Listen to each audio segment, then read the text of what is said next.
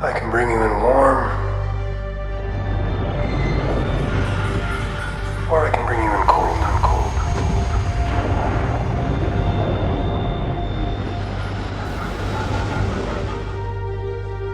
Just keep them away from my ship.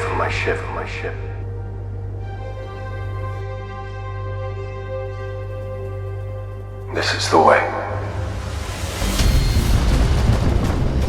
That's my line.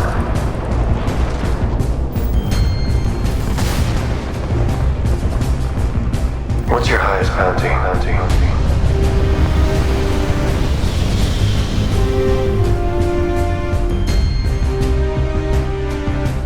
I like those odds.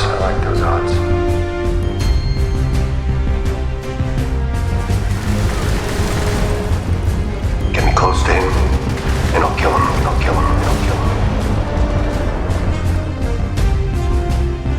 Just like the good old days.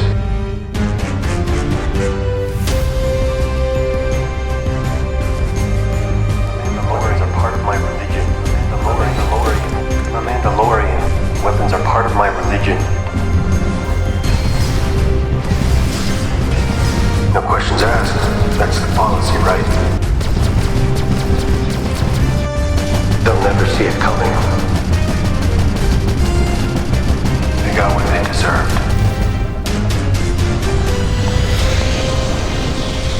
This is the way.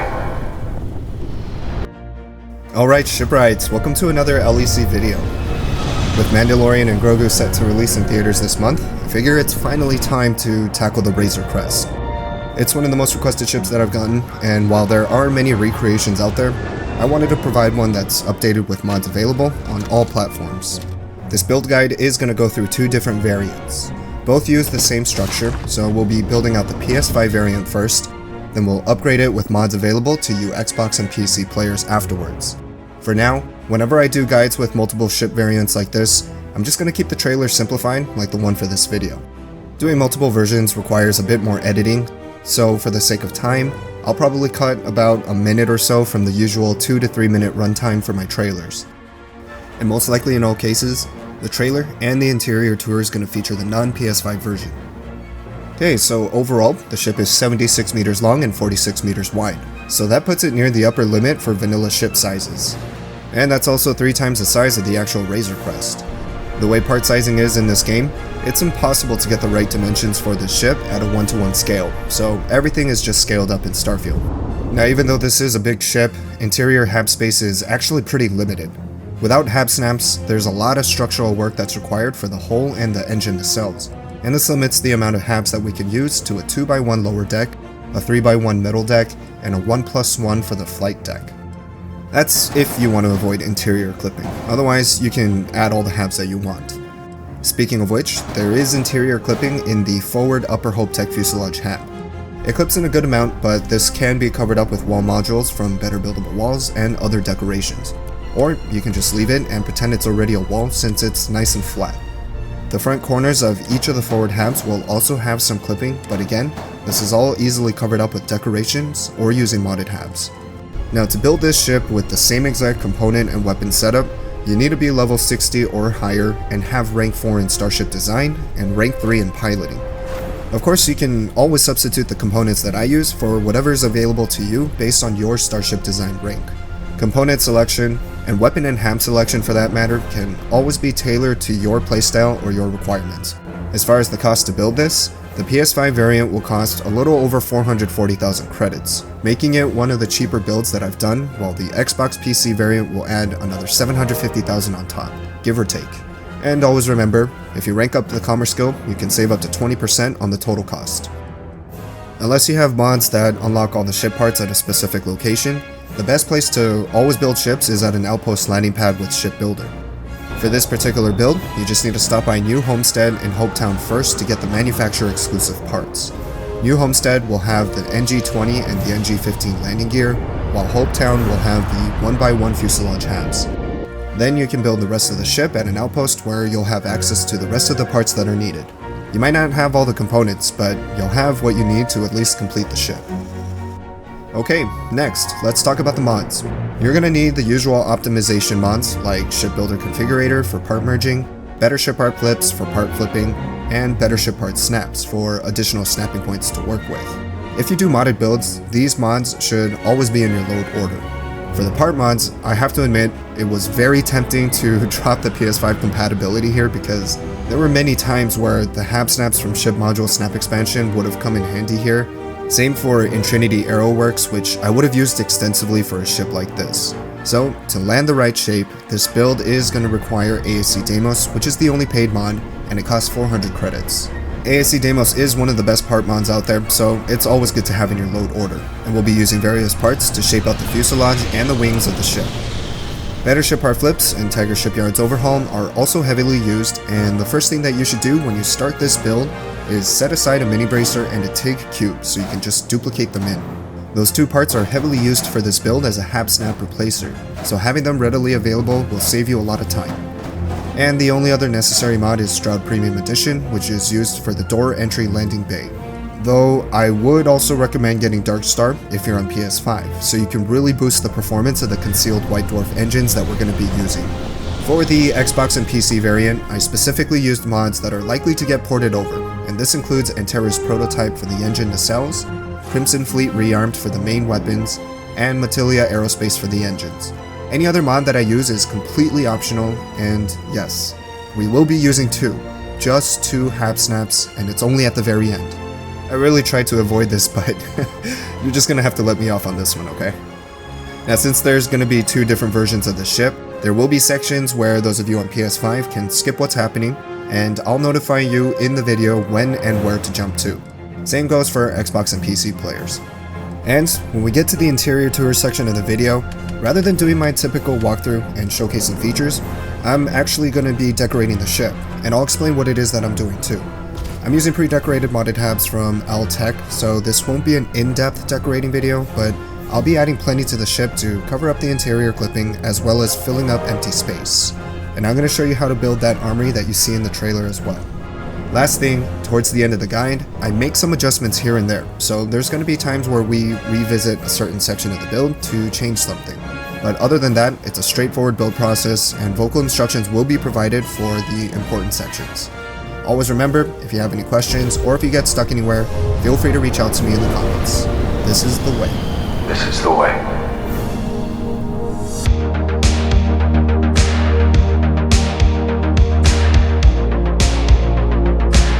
As usual, we start with the landing bay.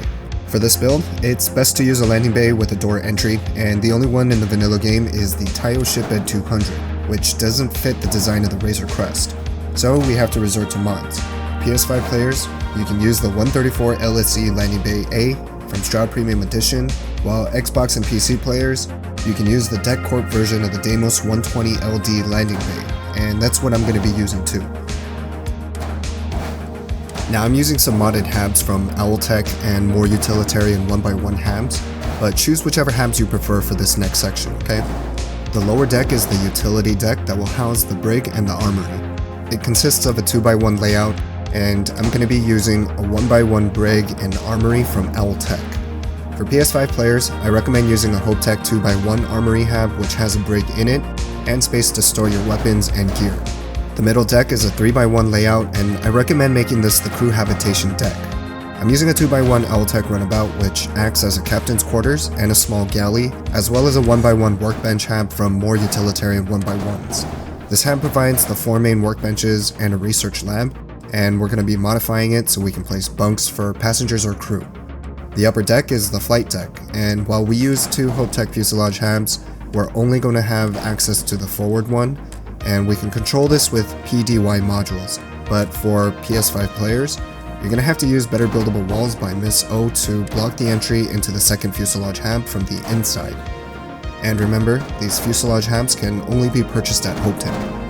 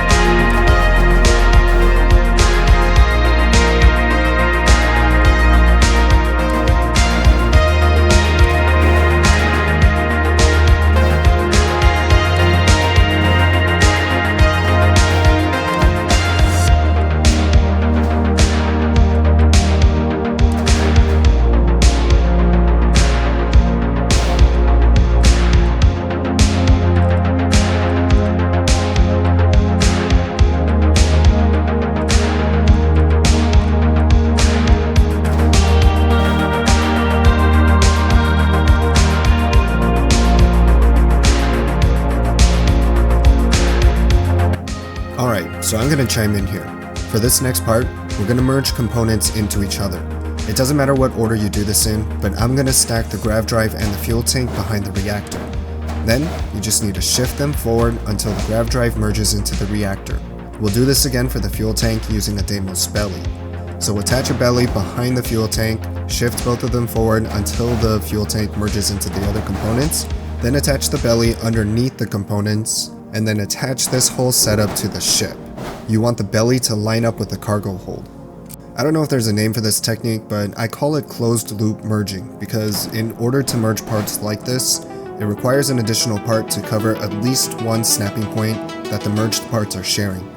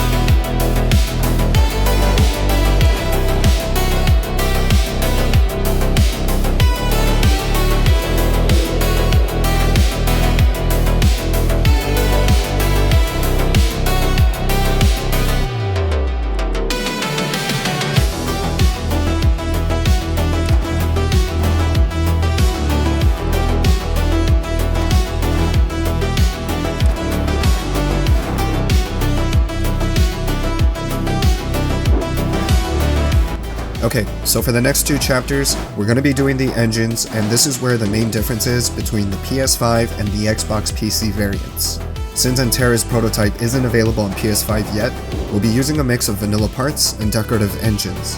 After the engines are done, we're going to finish the rest of the ship together, where the process is the same again for all platforms. Xbox and PC players, you can skip to the next chapter in the video titled Engine Nacelles Xbox PC Variant.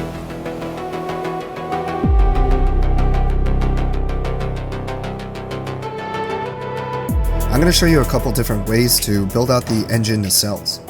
Option 1 will be a Class A setup that will give you 150 top speed, while Option 2 is a Class B setup that will give you more maneuverability for cargo.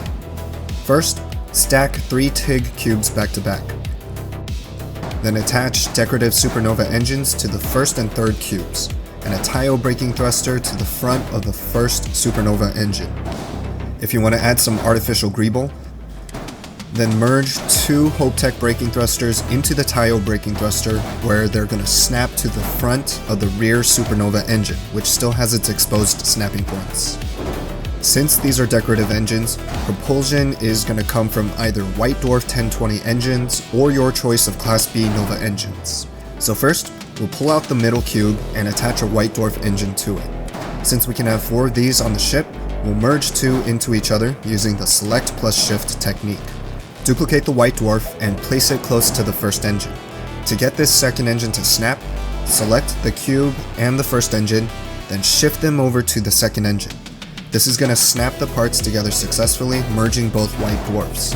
You can use other engines if you want, but try to use something with a smaller profile so they don't stick out of the nacelles.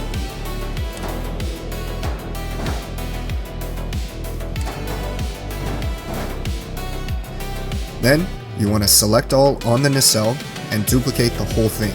Console players, you have a dedicated button for this. For PC players, double click on any part to select all. Once you've duplicated the nacelle, you just need to mirror the position of the parts so that you have one for port side and one for starboard.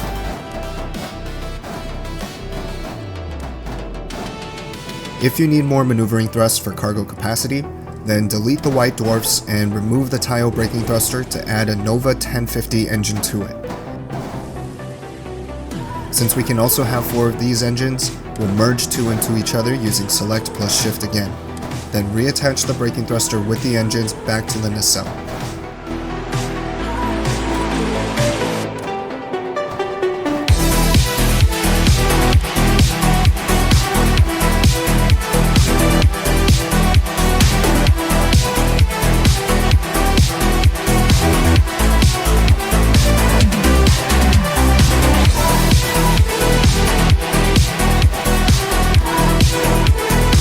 Here's also a last second addition. Merging both the port and starboard braking thrusters into each other is also a pretty nice look.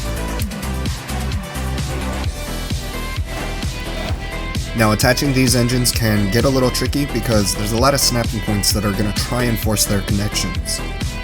When attaching the nacelles, you want the stack of 3 cubes to merge into the exposed mini bracer, with the middle cube merging halfway into the rear Nova cowling. If you make a mistake, you can always just hit undo and retry the connection. But use the cubes as a reference point and just make sure that the middle cube merges halfway into the Nova cowling. Then attach a multi-roll wing Type A from ASC Deimos on top of the wings to cover up the cubes.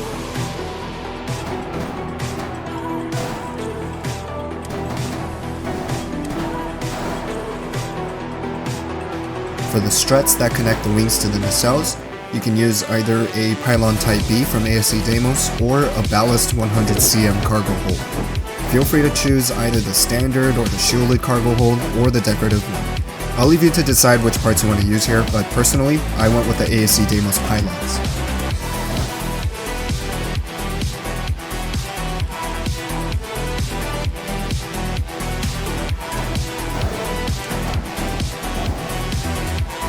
Okay, that's it for the PS5 engines. The next section will be the Xbox PC variant. So PS5 players, you can follow along if you'd like and see if you can figure out ways to improve the engines, or skip to the next chapter titled Details, where we're going to finish out the rest of the ship.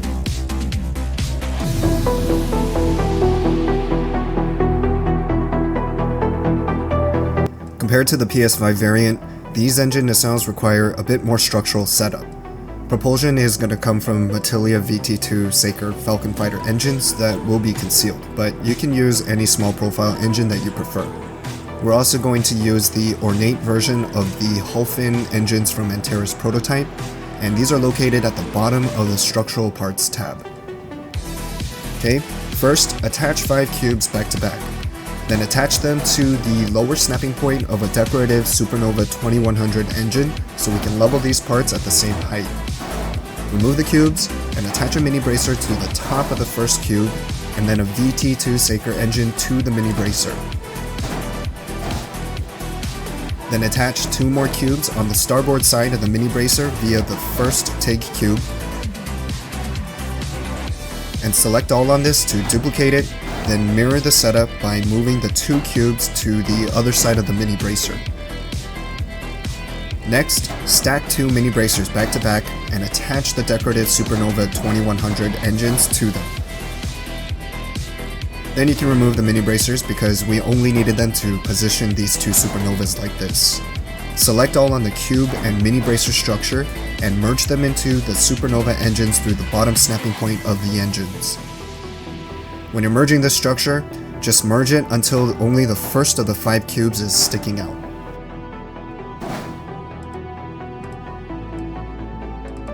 Then attach the ornate Holfin engine to this rear cube using the rear snapping point of the engine.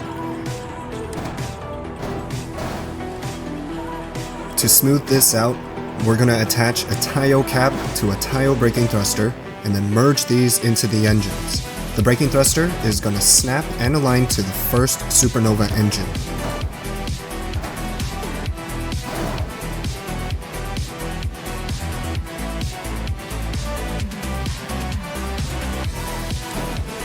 Now we can mirror this whole setup by duplicating the Supernovas, then merge the structure we duplicated earlier the same way, leaving only the first of the 5 cubes exposed.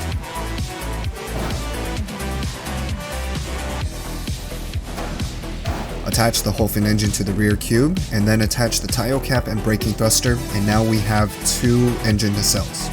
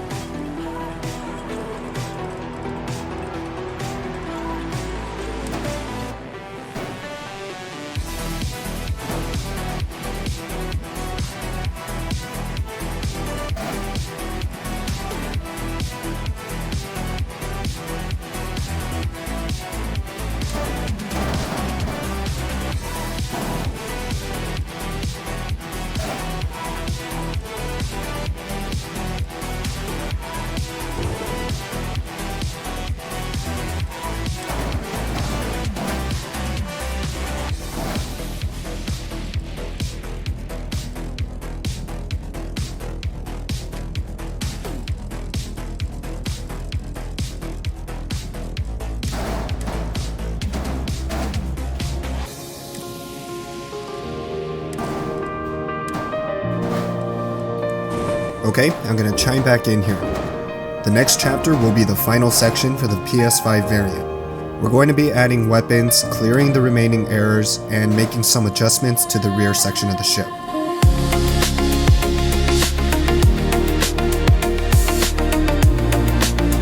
First, let's add an NG-20 landing gear to the bow.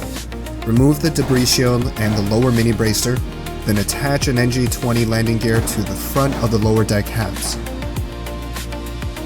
Reattach the mini bracer and duplicate a third mini bracer above the first 2. Now PS5 players, hang tight while we do the Xbox PC weapons real quick. Add an M50 heavy dual autocannon from Crimson Fleet rearm to a cube. Since we can have 4 of these, we'll merge 2 into each other to have 2 pairs. Just duplicate the autocannon and merge it. You want to merge it in the exact same spot, and then it'll just snap into place. Do this again for the other side, but mirror the attachment, and then attach the autocannons to the top mini bracer.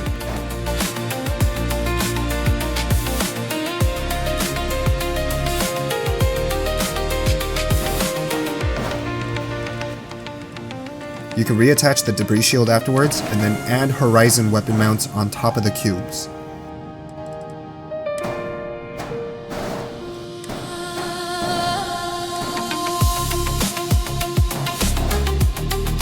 Okay, now PS5 players, we'll use Eradicator 75 MEV particle beam turrets instead of the M50 autocannons that you just saw me using. Attach them to a Nova wing, and attach a cube to the Nova wing as well. Then merge the wings into the nose until they snap into place.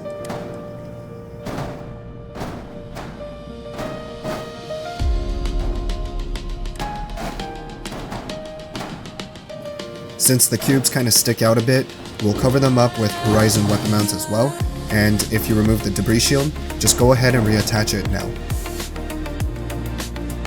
Alright, so that's it for the variants now. Let's finish the rest of the ship. We're going to add Exterminator 95 MEV auto Helion beams on top of the forward side panels. And then we'll just merge a Vanguard Bulwark shield generator into the back of the ship.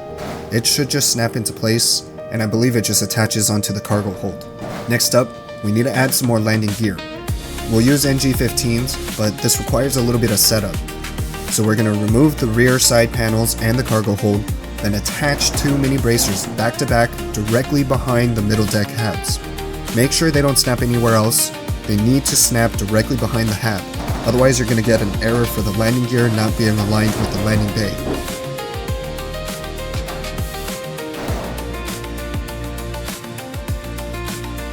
You can attach the NG-15s to the rear mini bracer, then reattach the cargo hold with the side panels.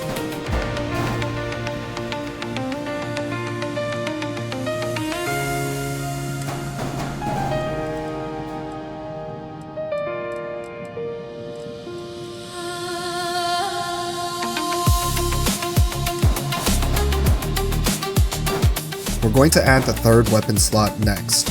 I'm using modded missile launchers, but use whichever missile launchers you prefer, or any other weapons for that matter, but I think missile launchers will work best here. Disregard these pylons, I added them off screen, but remove the multi-roll wings and attach light weapon pylons from ASC Deimos underneath the wings.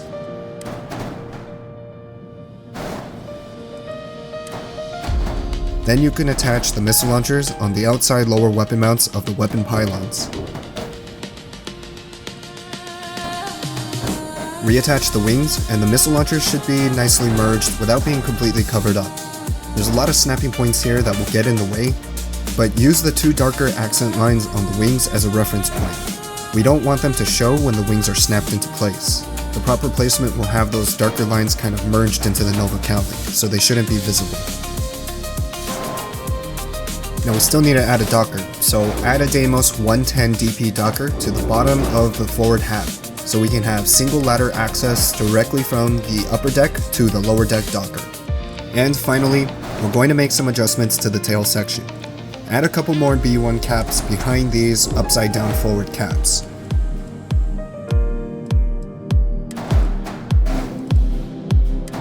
Then shift the Stroud cap C backwards one snapping point. It's going to lower a little bit, but that's exactly what you want. Attach two more B1 caps on top of the flipped ones, then add a Stroud mid bracer to another cap C aft, and merge these straight into the tail so we can extend it just a little bit. Alright, and that is that for the PS5 variant. For Xbox and PC players, we're just going to do one final adjustment to the nose using hab snaps, because we can. Alright, so PS5 players, as I mentioned in the intro, I didn't do a normal interior tour for this video. Instead, I'm actively going to be decorating the ship, so if you're interested in seeing that, feel free to skip to that section.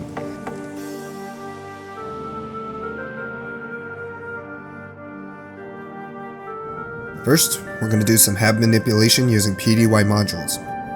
Start by removing the port side panels so that we can access the habs. And then add a PDY passway module in front of the 1x1 workbench hab so that we can remove the decorations that are on the interior of that wall. I'm going to be adding a Hope Tech bunk there from Furnisher Fleet. Then we're going to use a PDY shutter module to remove two of the soup bays on the starboard side of the 1x1 Altec airlock. For some reason, the PDY modules continue to glow pink when we exit the shipbuilder, so cover them up with equipment plates using the Select All plus Shift technique.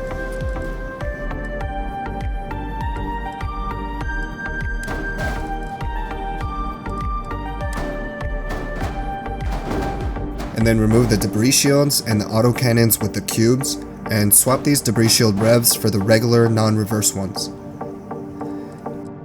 Then add a port starboard 50% Hab snap directly to the middle mini bracer, and then attach the regular debris shields to the Hab snap.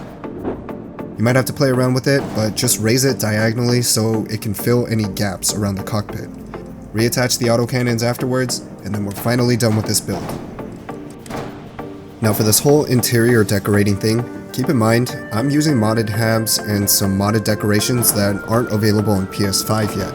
I try to mostly stick with mods that have, but just giving you a heads up here first. Before you start anything, make sure you have the Builder mod by Naruk. This mod helps with the collisions for decorations, so that you can place things closer together. For this ship layout, I wanted to have the lower deck be the brig and the armory, the middle deck to be the crew habitation area, and then the upper deck to be the flight deck. And so that's how the interior decorations are also going to be applied. So first, we're going to start with the 1x1 brig. Since this is already a pre-decorated Hab, I'm basically just going to be filling up empty wall space, and most of the mods that I'm using here are actually available for PS5 players as well. So I'm using decorations from Furnish Your Fleet, Star Horizon Ship Furniture, and Argos Extractors. By the way, Argos Extractors is a paid mod that costs 500 credits, but everything else is free. What I ended up doing was actually turn this whole area into a cargo hold too. I didn't show this process because, I'm just slapping decorations together, but here's some B-roll to give you ideas. Again, most of this stuff is from Furnish Your Fleet and Argos, with some added bits from other mods.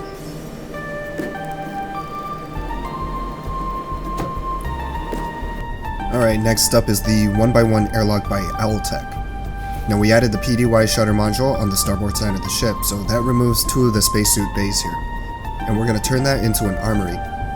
The first thing that we're going to do is add a HopeTech Door 2 from Better Buildable Walls.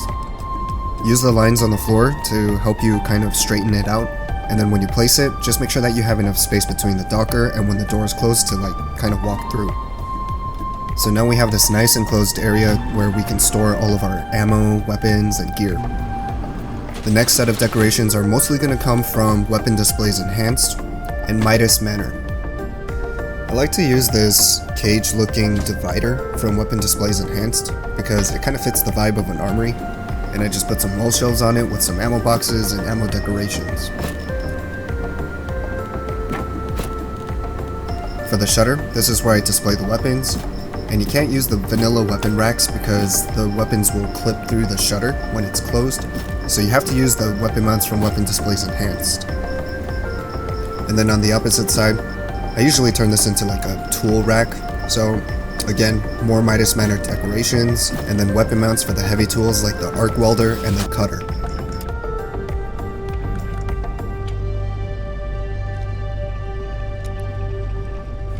The 1x1 workbench hab is pretty much fully decorated already, but we did put a PDY passway module to the front of it. Did that so that we can add a bunk here because I wanted the ship to crew up to 3, so I'm putting the bunk right here. Next up is the 2x1 runabout, also from Owltech, and again, there's not much to do in this hab because it pretty much has everything that you need. I mean, we got a cook station right here, so the only thing that I'm going to do is just add a fridge into these shelves over here. There's no real reason for it, I just feel like, there's a fridge missing here, so, yeah. And you know what? Coffee maker too. Betamax functional decor. It's a great mod to have.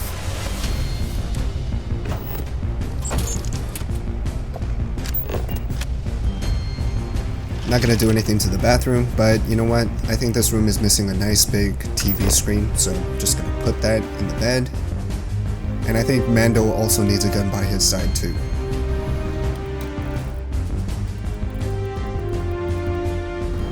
The back of the runabout is heavily decorated already, so not going to do anything to this. Let's go up to the flight deck.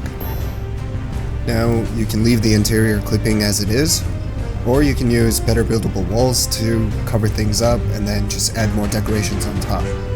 I don't think I need to show that full process, but here's some B-roll so you can get some inspiration. Alright, if you made it this far, thank you very much for watching. I know this one was long overdue, but I gotta say, waiting it out has paid off pretty well for me. With the timing of Mandalorian and Grogu, the Starfield Resurgence, and the PS5 port, it's kind of like the perfect time to do this build. If you're on PC or Xbox, you can actually get way more accurate with this, but I think this turned out alright. I gotta admit, it's been a challenge to build without Hab Snaps and Intrinity, two mods that I pretty much use in every single build. So hopefully those get ported, because I'm not gonna lie, those two mods really have spoiled us. In any case, I hope the build process went smoothly for you. Remember, you can always hit me up in the comments if you run into any issues. Just let me know what platform you're on too, because it helps me with the troubleshooting. Now I know it's been over a month since I last did a No Man's Sky build. I haven't forgot about you guys, I promise. For now, I'm just focusing on Starfield because of the update, and I'm also just having way too much fun with the game. There's so many new mods that have been added recently, and at the same time, that's actually brought a lot of headache for me, because I had to restart 4 different character saves since the update. My heavy mod load order is the likely culprit here, and updating some of the larger mods has corrupted some of my older saves. So I've been in a state of constantly starting new character saves since the update. For the sake of content, I always have to get the state of the game to a certain point with quests and outposts and gear, and obviously that takes a lot of time. I mean, that tropical lakeside outpost that's been featured in my past few videos, I've literally rebuilt that 4 times since the update. 4 times I've had to rescout the same location and redo the outposts, the landscaping, and the decorations. Each time because I thought my save was good. I will say though, since I've built this outpost so many times now, I'm actually going to be doing an outpost guide for it. But for No Man's Sky, no worries here, I will be getting back into Corvette building after a few more Starfield videos. And if you're still here, thank you for sticking with me. I just wanted to mention that my channel has crossed the 10,000 subscriber mark, which is just insane to me. And I want to really thank you all for the support. It's wild because Starfield is what actually got me back into gaming. I had my mind set on getting into Star Citizen until I learned about Starfield. And for the record, the time that I considered myself an actual gamer, I only played Call of Duty or Star Wars games. So Elder Scrolls and Fallout were not on my radar. But you know the legacy of those games, so when I found out that Bethesda was doing a space RPG, I was like, that is something that I can get behind. Then I learned that there was shipbuilding in this game, and I was like, okay, that's it, I'm pulling the trigger, and I bought a gaming rig right then and there. I know I should have built my own, but I'm not tech savvy at all, so I just wanted a plug and play solution that wasn't console, because I had a feeling that I was going to try and create content for this game. Whether it was build guides, or let's plays, or ship tours, morphologist style. I just wanted to do something with ships in Starfield, and it naturally evolved into what it is now. I'm just a dude who absolutely loves Starfield, and my goal is to share what I enjoy the most about this game to you all. And seeing all your engagement and the reactions is such a surreal experience for me in the best way possible. The shipbuilding community is the best, man. Thank you for continuing to tune in, and as always, feel free to reach out to me in the comments if you have any questions or build requests, or if you just want to chat on all things Starfield and No Man's Sky shipbuilding. This is Lyndon, signing off. See you in the Starfield.